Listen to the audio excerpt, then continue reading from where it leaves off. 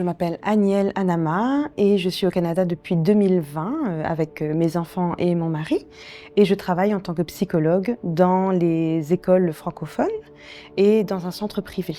Je m'appelle Valérie Andrzejewski et je suis ici en Nouvelle-Écosse depuis novembre 2022. Je suis conseillère d'aide à l'emploi bilingue au sein du YMCA Nouvelle-Écosse au travail.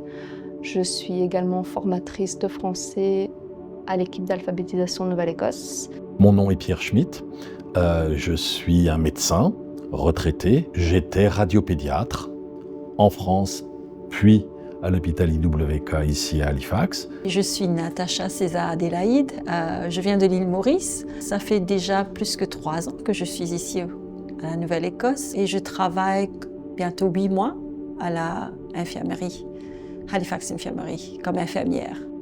En Belgique, j'ai gradué en travail social en 2013 et j'ai travaillé durant presque 8 ans dans un hôpital public en tant que travailleuse sociale. J'ai entrepris des démarches pour faire reconnaître mes diplômes avant mon arrivée. J'ai commencé ce processus en septembre 2022. J'ai seulement eu une réponse en mars 2023, donc j'étais déjà ici au Canada.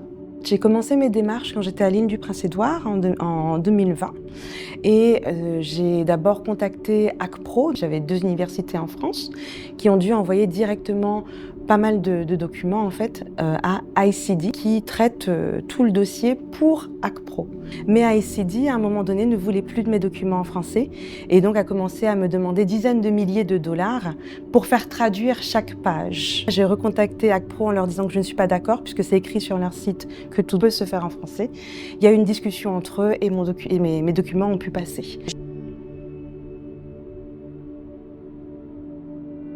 J'avais déjà débuté les démarches pour pouvoir pratiquer comme infirmière ici à la Nouvelle-Écosse, mais c'était assez compliqué pour moi parce que le langage était un gros barrière. J'ai fait 2 fois les examens d'anglais et puis les résultats n'étaient pas fameux. Il fallait y aller une 3e fois et j'étais vraiment découragée. Entre-temps, avec les enfants, mon mari n'arrivait pas à travailler parce qu'on était surtout sur la liste d'attente. Alors on a mis les procédures de licence à pause.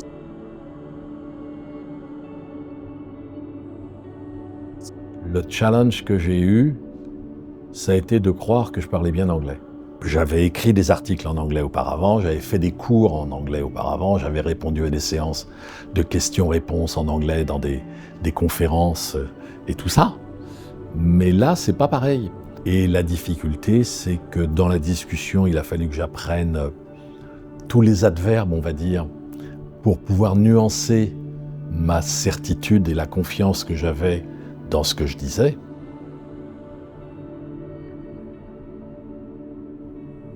Ou viennent sans base en anglais. Donc ça c'est difficile, encore plus difficile quand on veut se faire reconnaître. Je dirais penser aux emplois connexes. Ça c'est mon côté conseillère d'aide à l'emploi qui fait écho. Moi je ne peux pas travailler en tant qu'assistante sociale, travailleuse sociale maintenant. Je fais un emploi similaire, je dis c'est de l'accompagnement, mais il ne faut pas se dire je veux absolument avoir cet emploi. Penser à autre chose qui va permettre d'avoir de l'expérience. Je trouve que les 3 ans qui ont passé avant de pouvoir avoir ma licence, j'ai appris beaucoup de choses.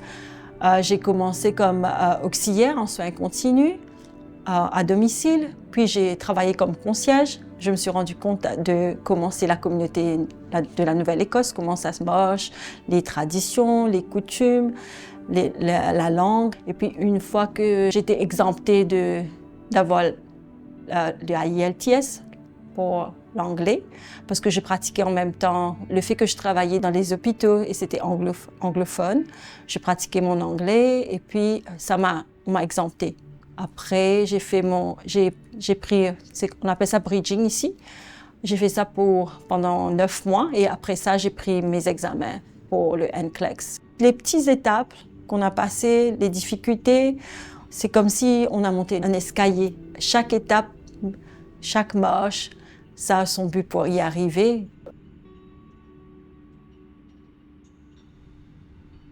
Au départ, vraiment, ce qui a été compliqué pour moi, c'est de ne pas savoir où trouver ces informations-là. C'est pour ça que c'est important d'avoir les informations le plus tôt possible pour se préparer à tout ce processus-là. J'ai fait appel en fait au consulat de France. Donc c'est un consul honoraire qui a suivi mon dossier. Ça a aidé justement donc, au niveau diplomatique à faire mieux circuler les choses. Et c'est ça qui a permis en fait d'aller plus vite. Ça a pris 2 ans et demi, mais ça aurait pu être beaucoup plus long.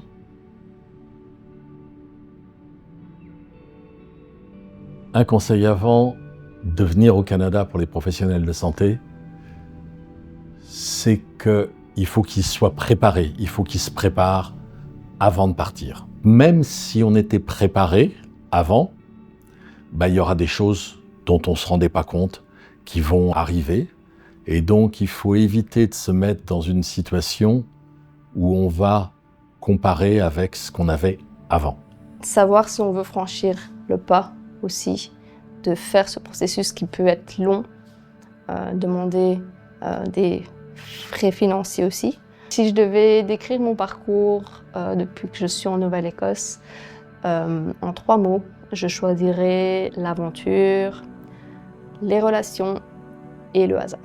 C'est la réussite de notre famille, parce que mon mari a été tout le temps là derrière moi. On n'est pas venu ici parce qu'on n'était pas bien chez nous, non, parce qu'on voulait quelque chose de meilleur pour notre famille. C'est ça qu'on est venu ici. J'ai appris c'est quoi la résilience, parce que chaque petit moment des fois des défis, nouveaux défis devant nous, on a peur surtout de l'échec. C'est ça qui nous fait peur, je pense.